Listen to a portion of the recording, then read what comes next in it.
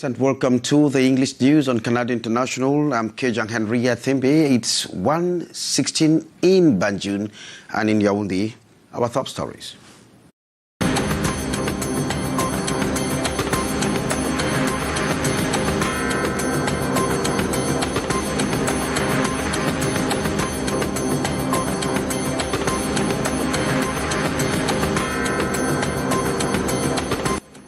The diplomatic corps in Cameroon hails Cameroon's advancement in international relations, economic resilience, democratic progress, and the lasting peace in the northwest and southwest regions of the country. This was during the end-of-year wishes to the head of state, Paul Biya.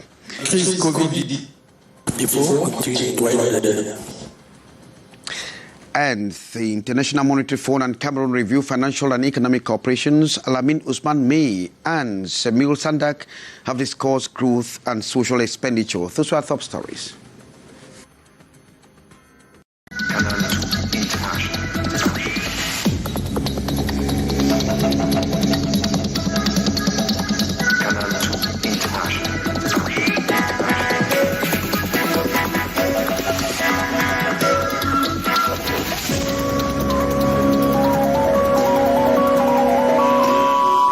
With us on our Facebook page and, of course, on our YouTube handle. Good tidings to the head of state, Paul Biya, this afternoon between members of the diplomatic corps and the president as he received New Year wishes.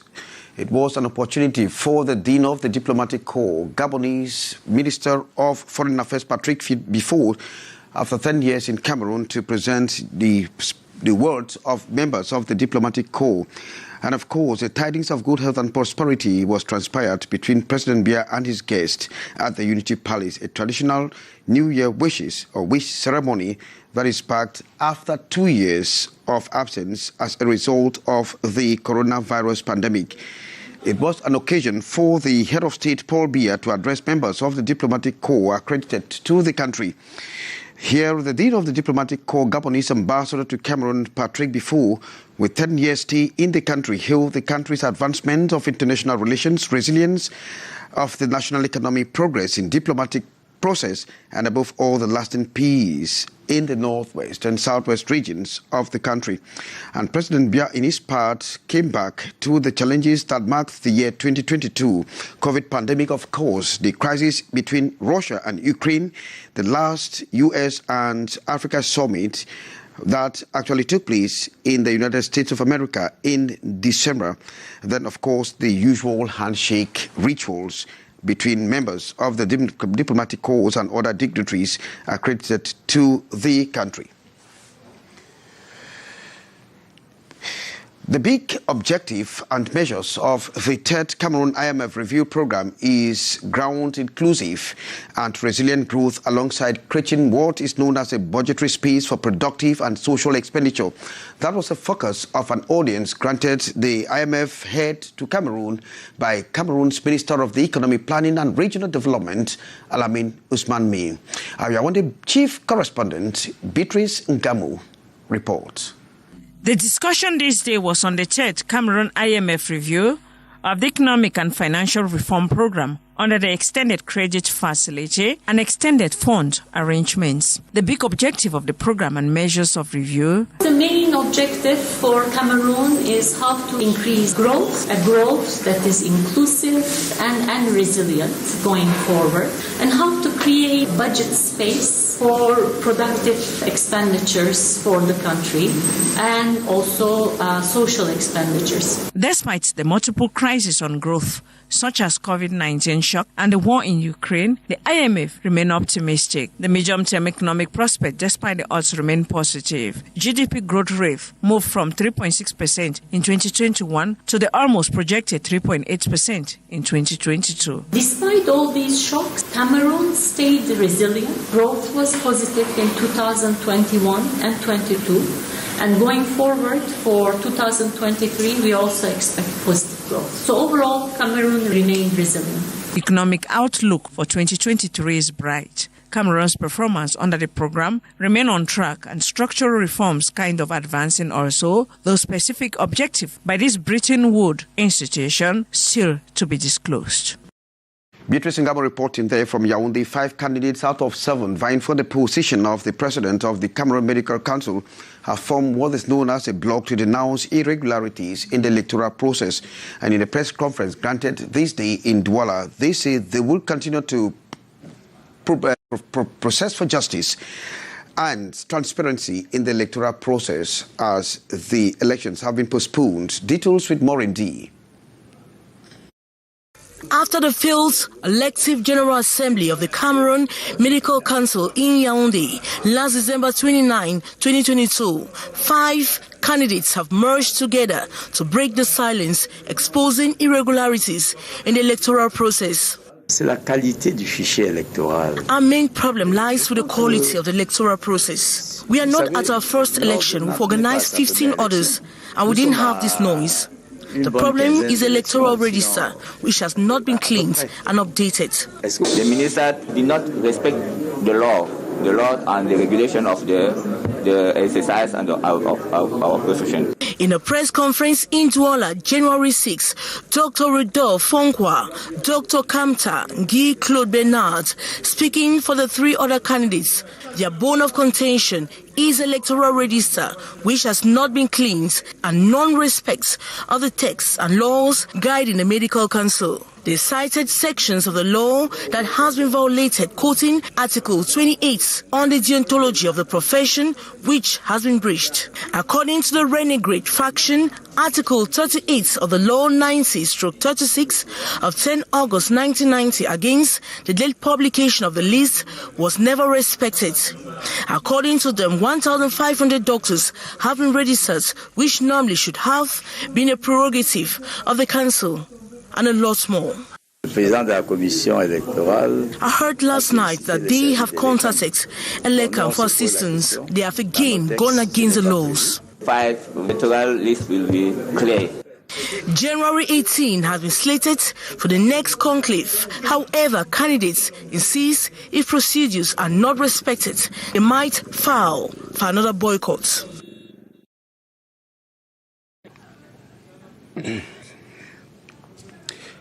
Well, thanks, Maureen, the reporting there. And 4 years ago, John Gute was appointed head of government, and 4 years on, Cameroonians are actually scrutinizing the governance of the Prime Minister Joseph John Gute, appointed at the peak of one of the most devastating crises ever known in this country.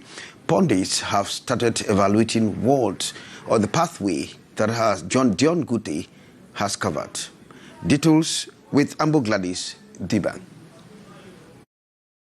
The question that still looms in the minds of many Cameroonians is whether Chief Dr. Joseph John Gute's performance this far at the helm of government still assures his popularity.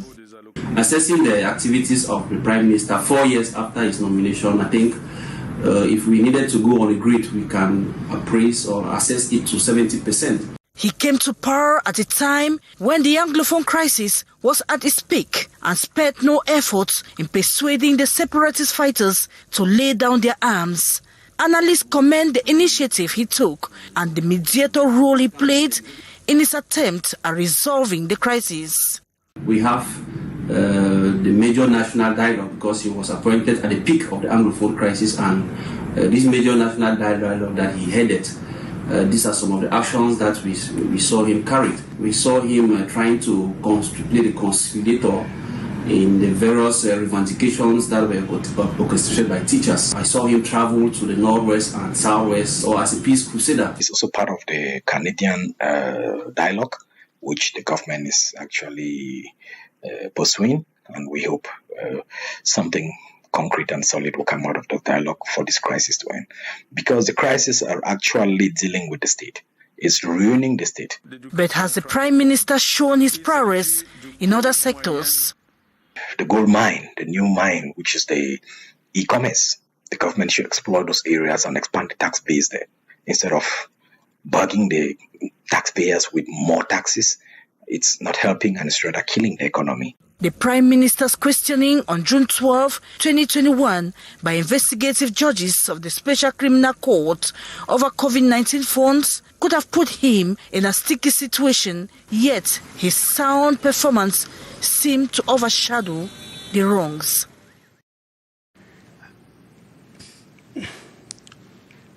And Francis, who was a commercial bike rider in Garua, was murdered on December 1, 2022.